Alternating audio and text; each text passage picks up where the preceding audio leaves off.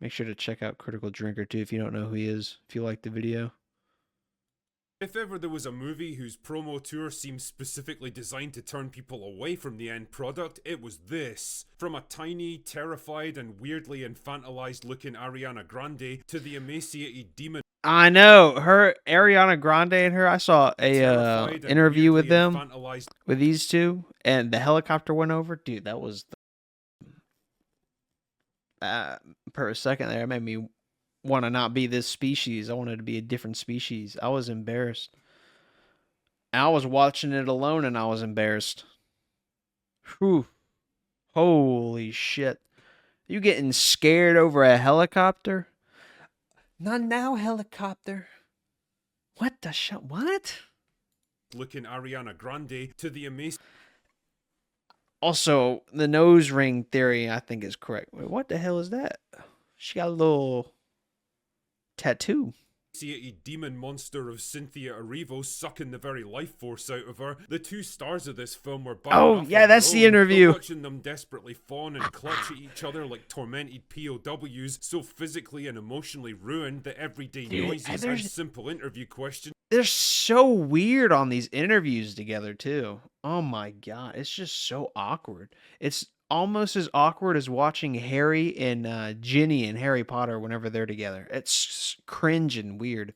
Seemed to trigger horrifying bouts of PTSD. The question I found myself asking was, my god, right there. what the hell did this movie do to these two Helicopter. women? And is it going to do the same to me? That being the case, I should probably get on with this review before I start wasting away and getting terrified of household objects. I said in my review of Wicked Part 1 that even if I'm not the target audience for this franchise, I still thought it was a competent and visually impressive movie that stayed true to the source material. Yeah, a lot of movies now are always visually appealing. Even with how divisive the Star Wars movies were when they came out, they were still really visually appealing. Even though the story might have sucked balls, it was still really good looking. You can't deny that. And same with this movie too. It's obviously a set in a blue or a green screen, more than likely blue screen, but it still looks really good. So W art direction. Such as it is, that made the most of its two leads and their obvious musical abilities, and that if you liked the stage production, you were probably gonna love the film. And now that I've seen part 2, I want to tell you that that opinion is completely... Wait, part 2? Is this shit at 1 and 2? I thought it was just 1. I thought they just took one play and just made it into a movie. I didn't know they split it up. Is this actually real, or am I stupid?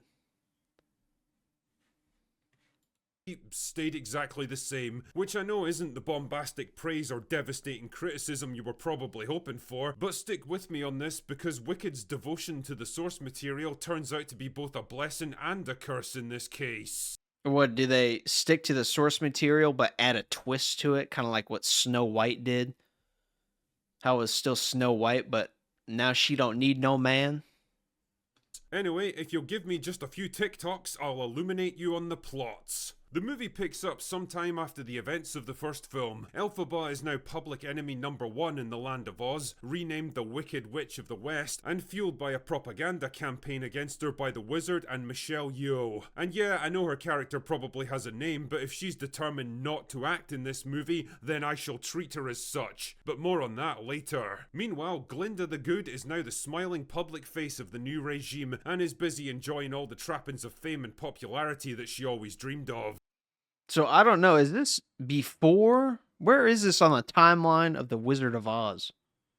She's even engaged to Fiyero now, even though he's totally got the hots for Elphaba, but whatever. What can I say, she must have fucking amazing banter. Matters come to a head when Elphaba tries to reconcile with the wizard, only to discover he's keeping all the animals of Oz imprisoned, so she frees them and ruins Glinda's wedding in the process, so Glinda turns against her and suggests using her sister Nessa to lure her out. So naturally Michelle Yeoh does the sensible thing and summons up a tornado that sucks a house all the way from Kansas and lands it right on Nessa's fucking head. Well, boy, there's my answer.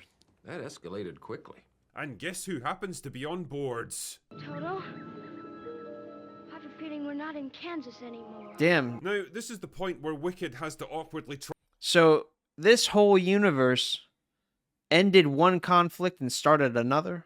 immediately, back to back. They got hit with the double back shot. Huh.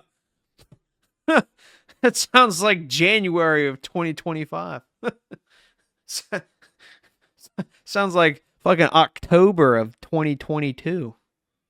Try and dovetail its story and characters with the events of Wizard of Oz, and funnily enough, it's also the point where the narrative starts to go off the rails a bit. Part of the problem here is the sheer amount of contrived shit the script has to cram in to explain everything that happens in the original movie. The creation of Tin Man, the Scarecrow and the Cowardly Lion, the Wicked Witch of the East and the Ruby Slippers, the construction of the Yellow Brick Road, Elphaba's turn to evil, and the abandoned castle. How the hell did they construct all those roads? Didn't they have like a red one and a yellow one? And who dictated where it started? She lives in with the flying monkeys, Dorothy's arrival at the Emerald City, her interactions with the wizard, and her imprisonment by the Wicked Witch, and even the final battle where she gets, melted.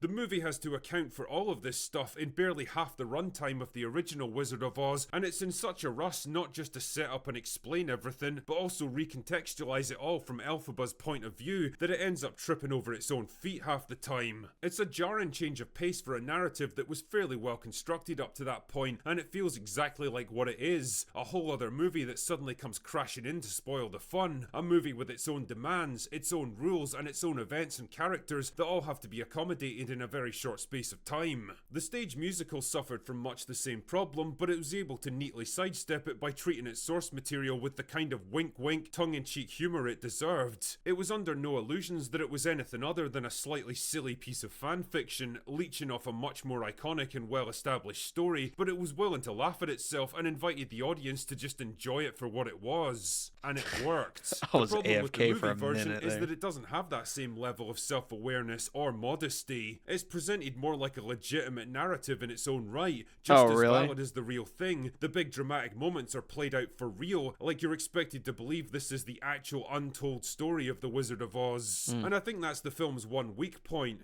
getting ideas above its station and taking itself too seriously. And it's a shame because in most other respects, Wicked for Good is a pretty fun ride. The big musical numbers are all present and correct, the two leads can belt them out like their lives depend on it, and yeah, the film adds a couple of additional tracks that feel a bit anemic compared to the original material, but whatever, it doesn't spoil anything. The production design and the visual style are just as vibrant and colourful as before, and there's a neat little tonal shift that happens. Yeah, like I said, the visuals of this look amazing. Whenever Dorothy shows up, the colour grading's got an almost technicolor look, the camera angles switch to more static, old-school cinematography, and what can I say? I just appreciate little details like that. Performances are... Yeah, all those cuts and shit, that's really frustrating. It's so attention-killing, too. It's... Just keep it on one frame for more than a minute.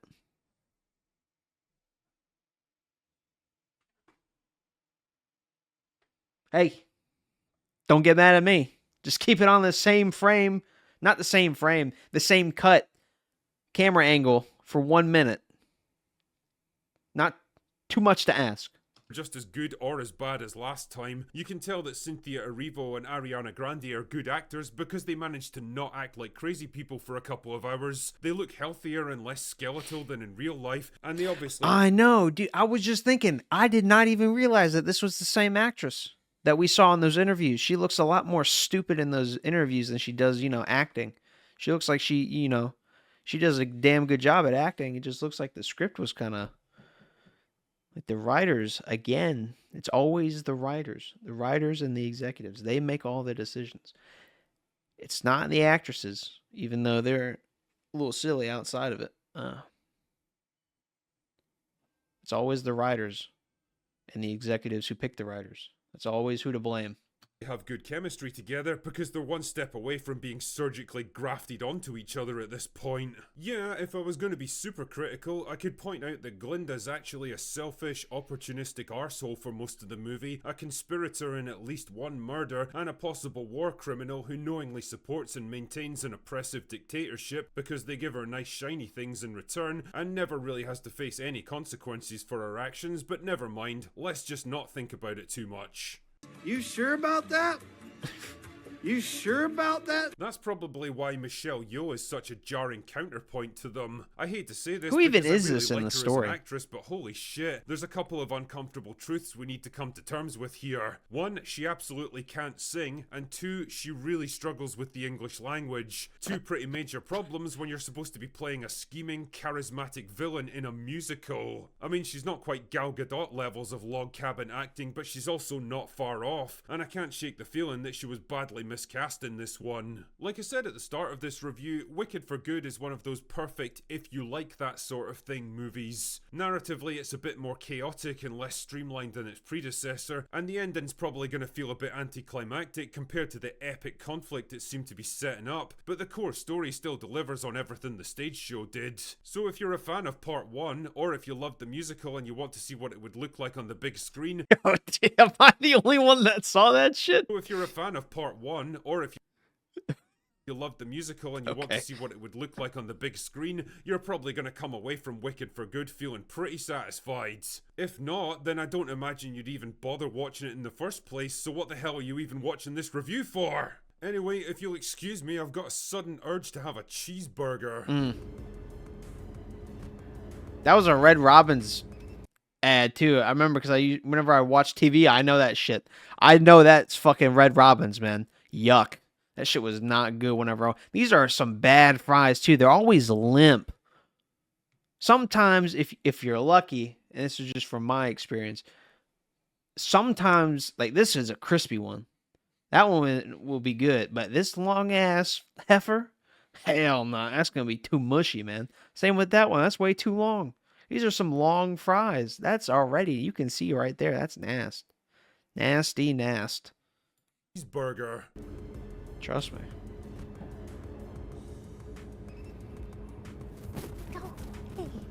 That's what I'm talking Anyway, about. that's all I've got for today. Go away now. Yeah, Ah, Wicked. If ever it's a good one. Drinker is right, man. Couldn't really argue with much of what he said in this video, but yes.